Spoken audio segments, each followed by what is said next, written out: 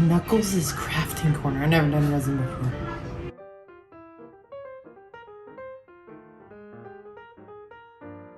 Here, what you're going to do is you want to have everything pre-set up, all right? I made sure that I had my cups out. I made sure that I had my ink. It was all open, especially if it's a new set. And I made sure that the resin bottles were open. There's a part 1 and a part 2.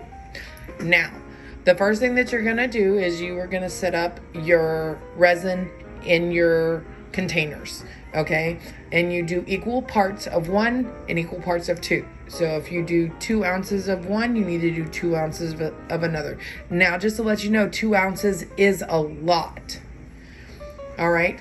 From that point, you're going to follow the instructions. You have to stir it for 3 minutes. You want to let the bubbles sit.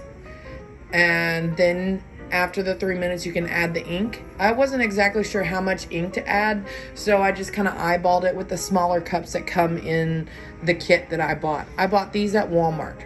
Now here what I'm doing is I'm going ahead and I'm pouring my first layer that I wanted. What I'm trying to do is have the rock effect where it shows the lines of the rocks. Now I learned as I did this that I'm going to have to use more of the color that I want to get the effect that I'm looking for. So I'm pouring a little bit, which I probably should have been pouring more generously throughout the whole video.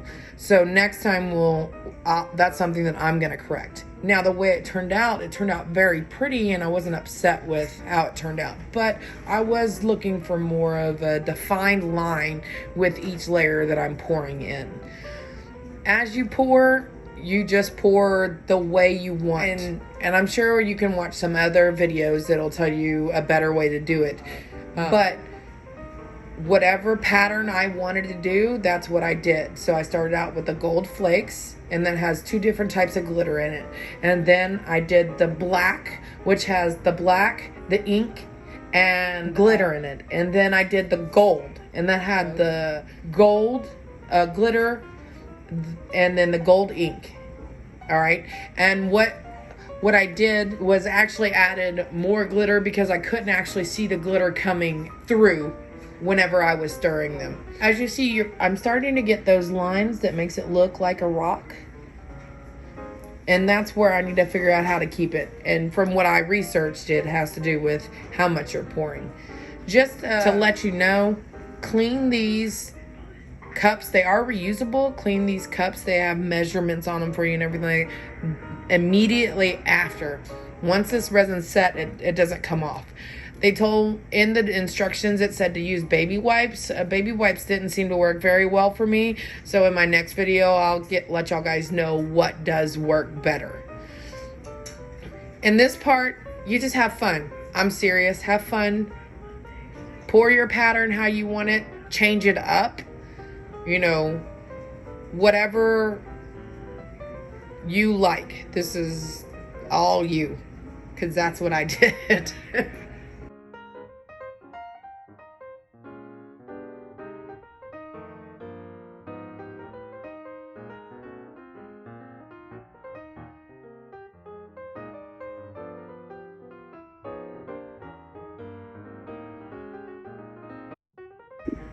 So this is where we went to the next mold. And if you watch me with this first pour, I'm pouring more in this one. And the outcome was exactly like I thought. The more you pour on it, the better are the lines that you're going to get. But remember, it does really, really mix a lot together.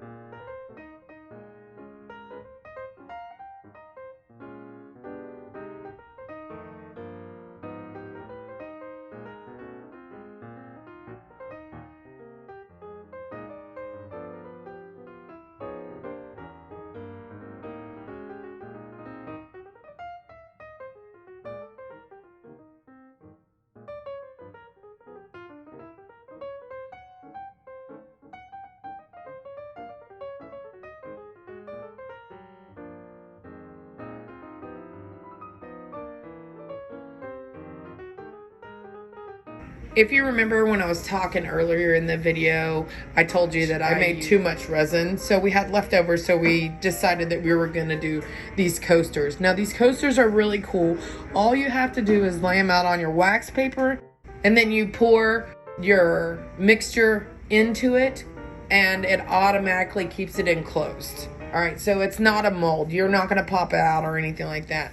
You pour how your pattern you want, like you did in the other one, and then it's going to turn out something like this. All right, and these are the ones that we looked at earlier. Like I told you, it wasn't actually doing what I wanted to do, but they turned out really pretty. Now with the coasters, later on what I'm going to do is I am actually going to sand them down, get them all nice and cleaned up, and then I'm going to take a wood burning kit and burn some pretty swirly stuffs on it, and then I'm going to stain the coasters, and then those coasters will be completely finished. My advice with this is don't try to just use the last of what you made. Go ahead and make more, because some of my coasters has the divot in it, so it doesn't look like it's actually completely full. I was thinking about adding clear epoxy just over it, but I haven't made that decision just yet. If you do decide to do something like that, or you're in the same situation that I am, it's just do your part 1 with the same amount and part 2 with the same amount. So it should be half and half. But these were really fun to do, and I will most definitely show you guys the ending soon.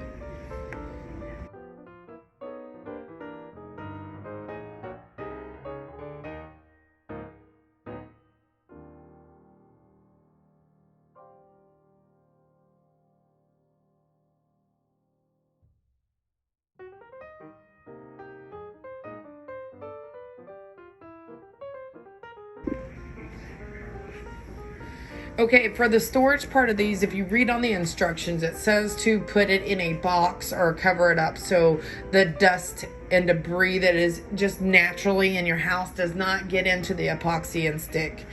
These are very easy to move. Yes, it was a little bit wobbly, and whenever you put it in there, it felt like it was bending it. Just be super careful and try to keep both hands on it.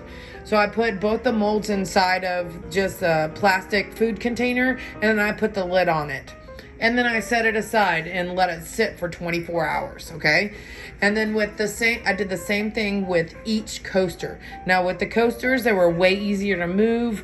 They didn't have that feeling like I was gonna drop them or anything like that. I did not set anything on top of anything. Remember, that resin is gonna set and it'll set together. Now, especially with these coasters, I can't set them on top of each other because there's the resin in there and they'll get stuck together. So we don't want that to happen. Again, here, you just put the lid on, set it aside, forget about it for 24 hours, okay?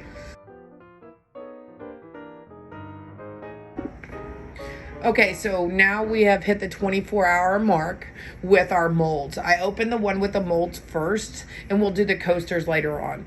The first one that I took off is the little tray-looking mold. And I peeled the edges off very simply. It's super simple. It doesn't take very much effort to pull it out. It comes out very easily. I pulled it out, turned it over, and looked at the top to see what kind of pattern that I came up with. Now, that one looks more like a glittery instead of what I was trying to go for, but it turned out really good. I really like the black, and you can see all the different color glitters on it and everything like that. Now, the next one, I did the same thing. It's just peel the sides off. It sticks like maybe a little bit, but not super hard. You shouldn't have to take a fork or a knife or anything to get them out. Now remember, make sure you wash your molds after you're done using them, and then you wash your molds before you use them. Remember, I talked about the dust and debris that you have in your house that comes in and stuff like that. You want to make sure that your molds are clean when you use them.